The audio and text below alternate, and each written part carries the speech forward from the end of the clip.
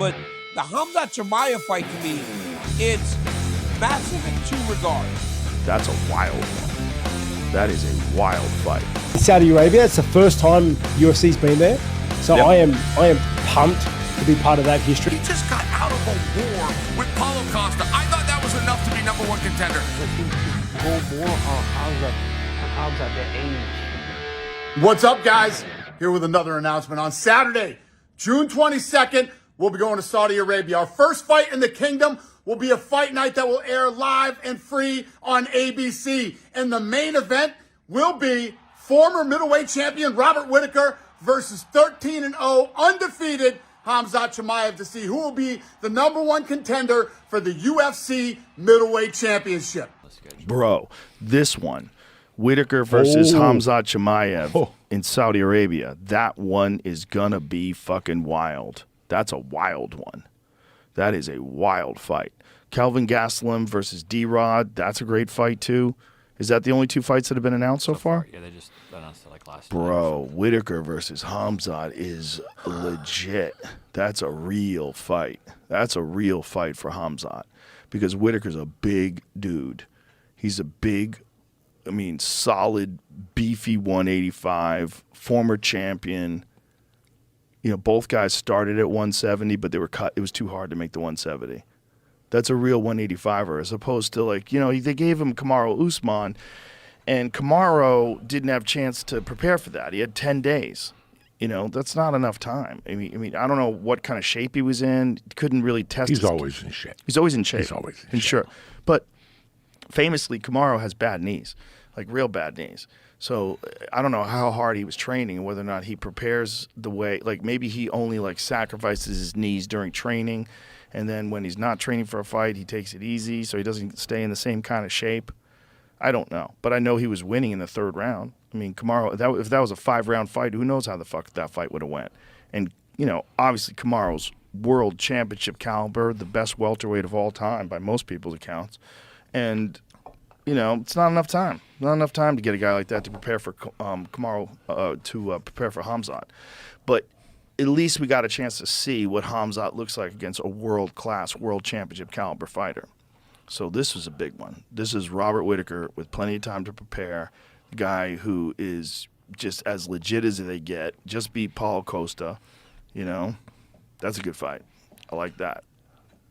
Khamzat Chimaev fights Robert Whittaker in the main event. I know we're going to talk a ton about Chimaev and what it means to those guys as it goes forward. But my first question to you is, how tough is Robert Whittaker, bro? He fights everybody. Hey, Daniel, I am so impressed. I mean, historically speaking, it's kind of hard to get Whittaker to agree to fights. He just does big fights. He's used to main events. He's used to world title fights. Everything's almost a downgrade. He's a hard guy to book. He just got out of a war with Paulo Costa. I thought that was enough to be #1 contender. I could say the same compliments about Chimaev. He just got out of a war with Kamaru Usman. I thought that was enough to be #1 contender. Now, I'm not arguing that. I'm speaking to how tough this division and how deep it is, and the guys and the participants are aware of that. So you got two guys with great arguments to #1 contenders, but nothing else to do. They come and find each other. They're doing it on ABC. Come on, this is as big as it gets. This is the announcement, and frankly, I knew this is where the UFC and Dana was trying to get. I wasn't overly confident they could get there. This is a very hard booking, and it's a fairly quick turnaround by Whittaker standards. When I heard the fight card, I thought, oh my goodness. But then I kind of had to step back and go, well, this has kind of been Robert Whittaker's MO, right? Because when he lost to Israel Adesanya the first time, he fought everybody else, right? He went and fought Jared Cannonier. Nobody would fight Jared Cannonier. He fought Kelvin Gastelum. He fought Paulo Costa. Now, every time he finds his way to a championship opportunity, he loses, or if he loses, he goes and takes the toughest route to get back. You got to remember, just a couple fights ago, he fought Dricus Du Plessis with a chance to be the #1 contender again. So he never tries to choose the opponent. But the Khamzat Chimaev fight, to me, it's massive in two regards, because it finally feels like Chimaev is knocking on the doorstep standing on the doorstep of a championship opportunity. For a long time, we thought that Khamzat Chimaev would become a guy that would fight for the UFC championship. He just seemed destined for it. Then he beats Kamaru Usman. Granted, Kamaru's up. It's on short notice. It's very competitive. He wasn't as dominant as you thought, but you knew he wouldn't be because Kamaru was that good. And now he gets Robert Whittaker back-to-back. There could be no denying that he should fight for the championship next. But this fight tells me two things.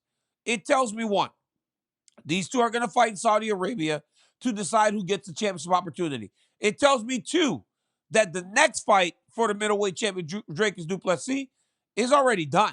They know it's Israel Adesanya.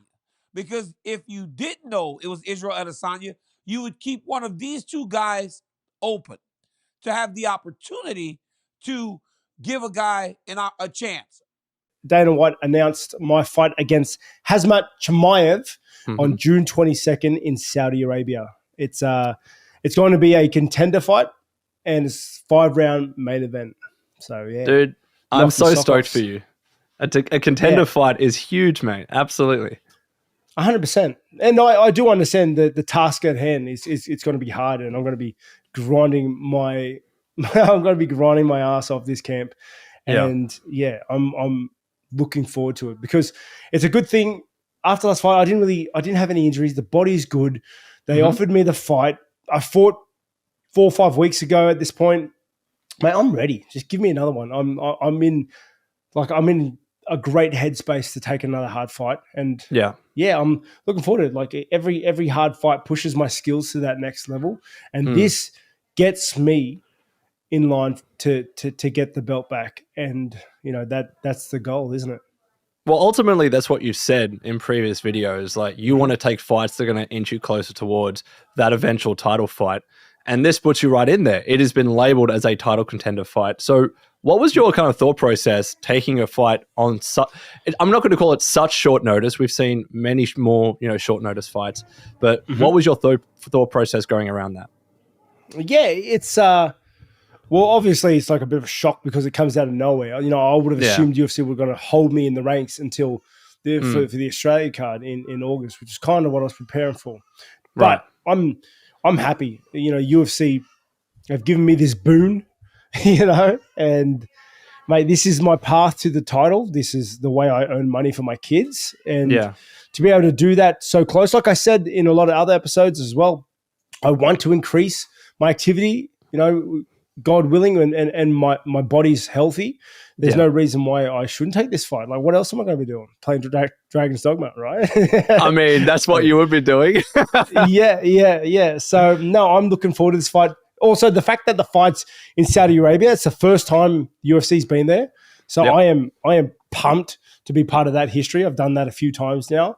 And it just, it all gets notched into my legacy. And, I have direction now. I have energy. Momentum. Now I feel less guilty when I'm playing games for so long.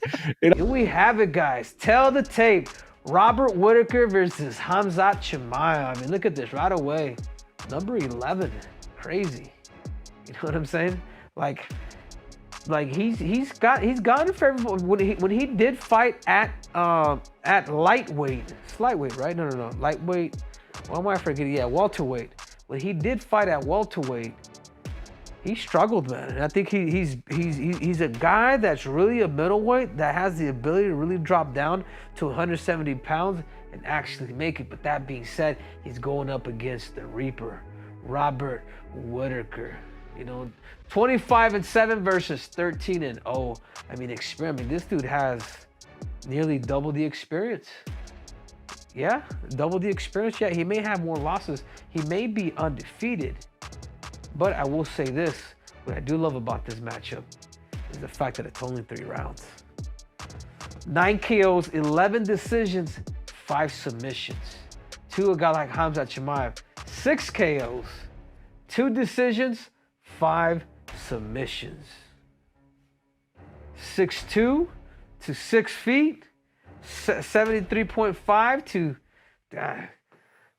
supposedly this guy's small. I mean, look, the one thing I will say though, when I'm looking at this, is the experience. And boom, everything tends to be a little more tiered everything on paper through the tell the tape, it seems to go more on Khamzat, the age, you know, the height, the reach, but it is yet to be known. Like, comment, and subscribe.